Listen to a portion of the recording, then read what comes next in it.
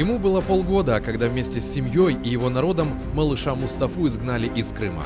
Он не запомнил ужасов депортации и первых лет изгнания, но рассказы о прекрасной далекой родине были той духовной атмосферой, в которой мальчик рос и взрослел. Вся его жизнь и все его помыслы были связаны с мечтой о возвращении его в Крым.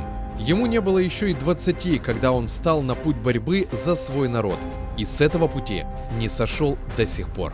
Самый известный в мире крымский татарин, признанный моральным авторитетом независимости Украины, Мустафа Джемилев. К 75-летию смотрите в воскресенье в 18:00 программу «Тарик Садасы» с Гульнарой Бекировой на телеканале АТР.